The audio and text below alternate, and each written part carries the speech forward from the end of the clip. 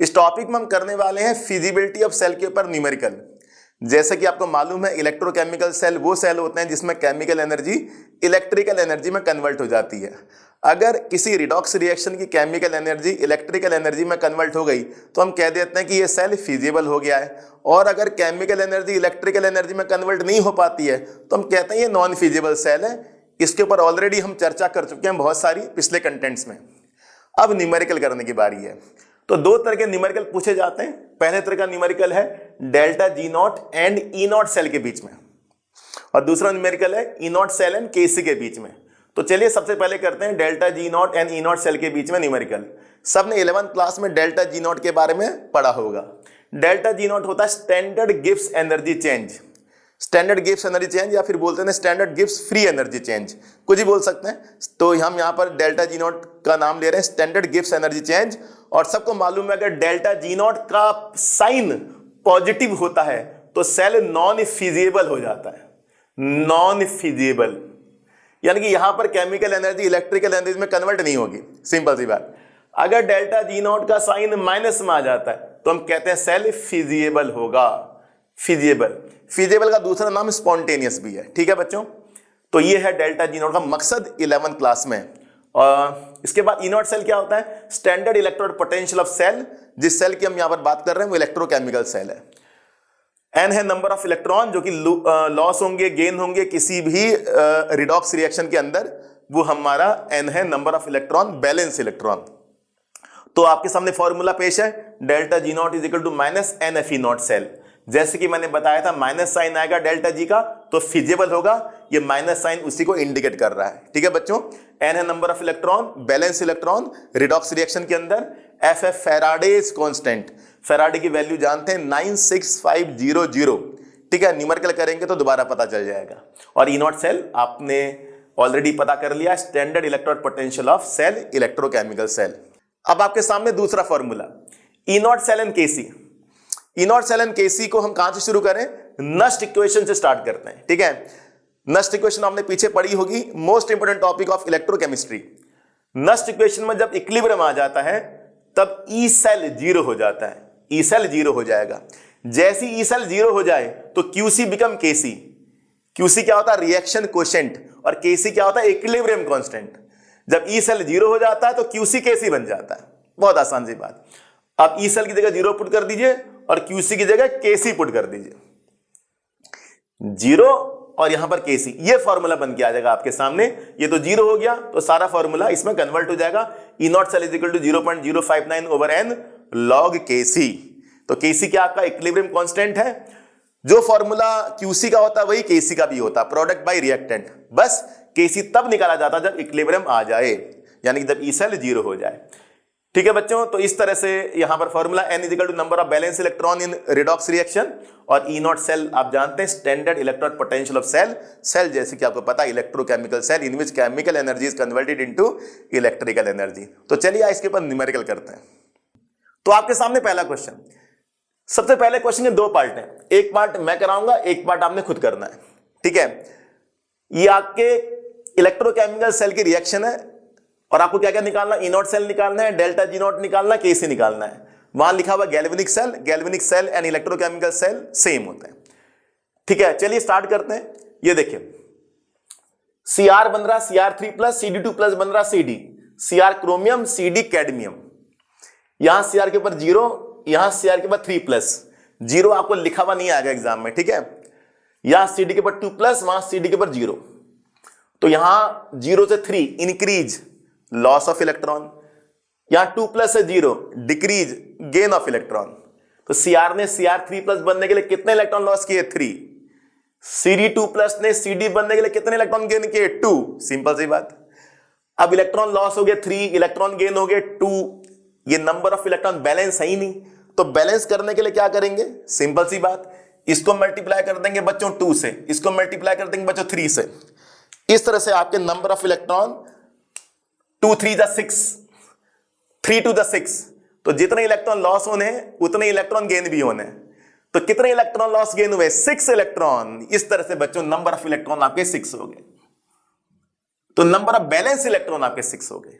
ये कहना ज्यादा अच्छा रहेगा कि नंबर ऑफ बैलेंस इलेक्ट्रॉन 6 हो गया। चलिए अब आपके सामने ये 3 फॉर्मूले हैं, सबके ई नॉट की वैल्यू मेंशन है, सारे स्पीसीज जो यहां पर है सबके ई नॉट की वैल्यू मेंशन है। चलिए E naught cell is equal to E naught right minus left, reduction oxidation, R for reduction और लेफ्ट वाला ऑक्सीडेशन हो जाएगा। जो लॉस ऑफ इलेक्ट्रॉन होता है वो लेफ्ट होता है, जो गेन ऑफ इलेक्ट्रॉन होता है वो राइट होता है। सिंपल सी बात। E naught right minus E naught left, तो राइट वाले की वैल्यू यहां रखेंगे, लेफ्ट वाले की वैल्यू यहां रखेंगे। सिंपल सी, राइट वाले की वैल्यू लिखनी है, लेफ्ट वाले की वैल्यू लिखनी है। ये राइट है ये लेफ्ट है, वैल्यू रख दी, प्लस 0.37 वोल्टेज आ गया। ये सब वैल्यू आपको एग्जाम में मिलेंगे। ई नॉट सेल कितना आ गया, प्लस 0.37 वोल्टेज, तो पहला पार्ट निकल गया ई नॉट सेल। अब डेल्टा जी नॉट निकालना है, minus n F E naught cell, number of electron ऊपर 6, फैराडे की वैल्यू एग्जाम मिलेगी 96500।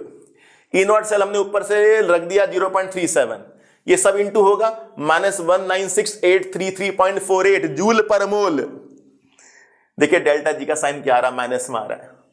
जब डेल्टा जी का साइन माइनस में आ जाए तो cell feasible chemical energy electrical energy में कन्वर्ट हो जाएगी, इलेक्ट्रोकेमिकल सेल बन जाएगा।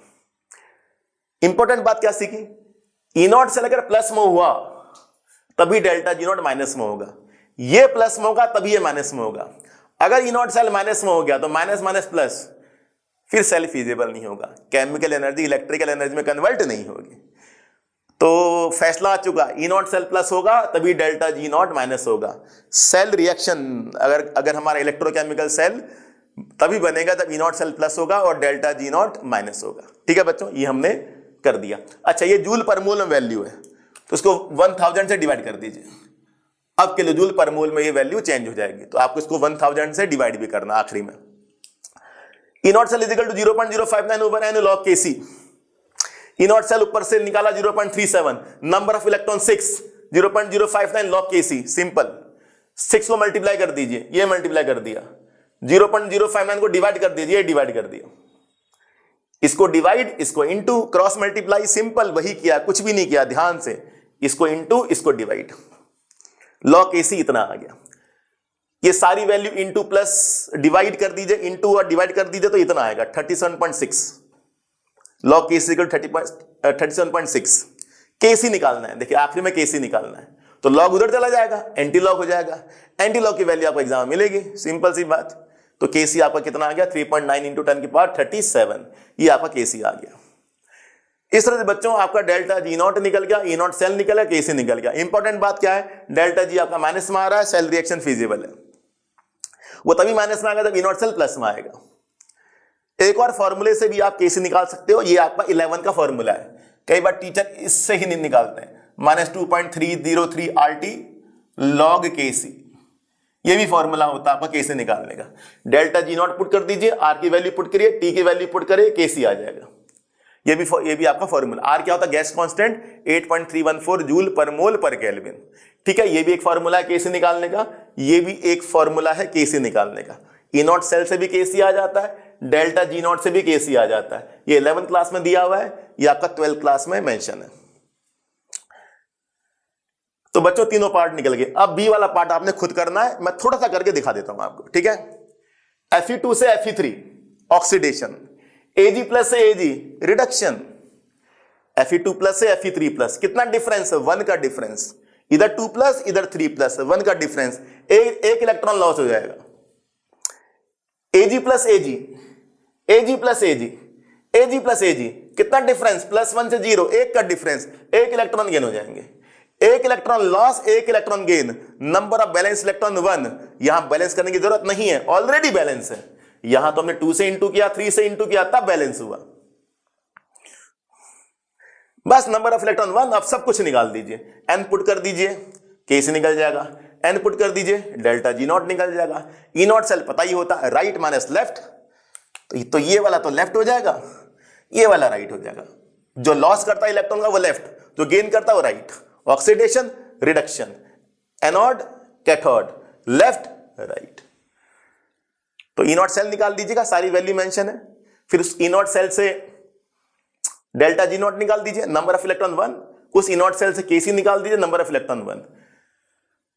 तो बी पार्ट आपका हो जाएगा। ये एनसीईआरटी का 0.6 क्वेश्चन है, 2.6 न्यू बुक में, ओल्ड बुक में 3.6। बटन सेल रिएक्शन है ये, बटन सेल जो वॉच में डलता है। Zinc Ag2O plus H2O, zinc 2 plus 2Ag plus 2OH minus, यही सब चीजें निकालनी है। ई नॉट सेल निकालना है, डेल्टा जी नॉट निकालना है, केसी निकालना है। थोड़ा बच्चों ये क्वेश्चन मुश्किल लगता है बहुत आसान। चलिए करते हैं। जिंक के ऊपर 0, उधर 2 प्लस, ऑक्सीडेशन हो जाएगा। जिंक से जिंक 2 प्लस, 2 इलेक्ट्रॉन लॉस, कितना सिंपल है। जिंक ऑक्सीडेशन करेगा, बाकी सारा जो बचा वो रिडक्शन करेगा। जिंक वाला पार्ट ऑक्सीडेशन करेगा। जिंक 2 प्लस 2 इलेक्ट्रॉन लॉस हो गए। ये कौन होगा? लेफ्ट होगा ऑफ कोर्स। लेफ्ट कौन होता है बच्चों बताइए? जो कि इलेक्ट्रॉन लॉस करे। अब जो बाकी सारा पार्ट है वो रिडक्शन करेगा। जरा ध्यान से देखिएगा, इन दोनों को लिखिए इस तरफ, इन दोनों को लिखिए एरो के उस तरफ, इन दोनों को एरो के इस तरफ लिखिए, उन दोनों को एरो के उस तरफ लिखिए। जिंक का तो काम ऑलरेडी तमाम हो चुका है पहली वाली रिएक्शन में। ये बच्चों ने दिया। अब बस इसने 2 इलेक्ट्रॉन लॉस किए, इसने 2 इलेक्ट्रॉन गेन किए। Oxidation reduction, left right, anode cathode, ये आपका राइट हो जाएगा। अब कई बच्चे कहते हैं हमें नहीं पता लगा 2 इलेक्ट्रॉन गेन क्यों किए, क्या पता कुछ और इलेक्ट्रॉन गेन करता हो।